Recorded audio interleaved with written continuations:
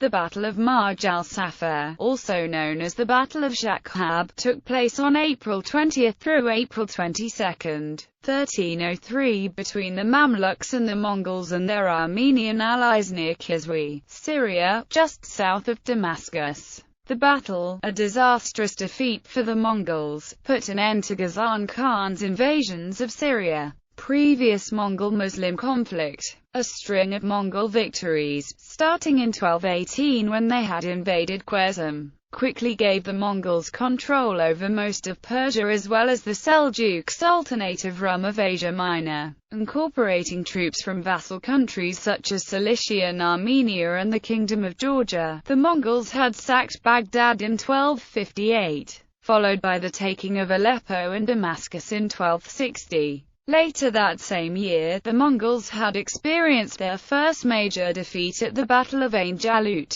which eventually forced the Mongols out of Damascus and Aleppo and back across the Euphrates. Nearly 40 years later, the Ilkhan Ghazan once again invaded Syria, retaking Aleppo in 1299. Ghazan defeated Mamluk forces at the Battle of Wadi al-Khazand that same year, and Damascus quickly surrendered to him. After sending raiding parties as far south as Gaza, Ghazan withdrew from Syria. Events just before the battle. In 1303, Ghazan sent his general Qualusha with an army to recapture Syria. The inhabitants and rulers of Aleppo and Hama fled to Damascus to escape the advancing Mongols. However, Baybars II was in Damascus and sent a message to the Sultan of Egypt to come to fight the Mongols. The Sultan left Egypt with an army to engage the Mongols in Syria, and arrived while the Mongols were attacking Hama. The Mongols had reached the outskirts of Damascus on April 19 to meet the Sultan's army.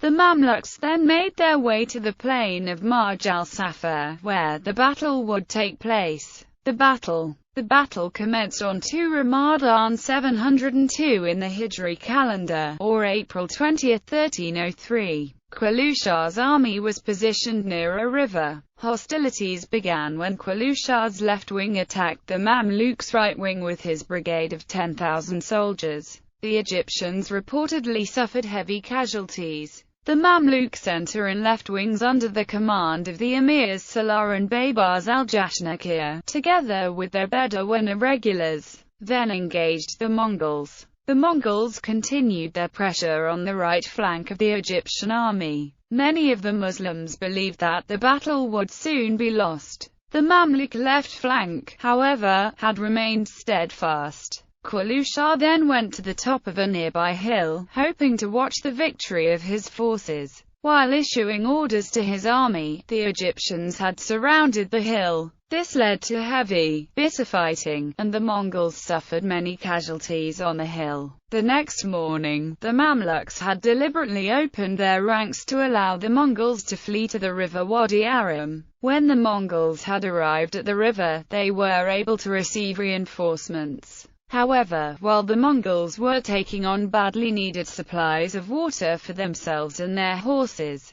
the Sultan was able to attack them from the rear. The subsequent fighting, which lasted until noon, was vicious. By the next day, the battle was over. Aftermath. According to the medieval Egyptian historian al-Makrizi, when Qualusha had reached the Ilkhan Ghazan at Kushuf, after the battle, to inform him of the defeat of his forces, it was reported that Ghazan, upon hearing the news, had gone into such a rage that it resulted in a nosebleed. Messages were sent to Egypt and Damascus to tell of the victory, and the Sultan went to Damascus. While the Sultan was in Damascus, the Mamluk army kept chasing the Mongols as far as Karayatan. When the Sultan returned to Cairo, he entered through the Bab al-Nasser with chained prisoners of war. Singers and dances were called from all over Egypt to celebrate the great victory. Castles were decorated, and the celebrations lasted many days.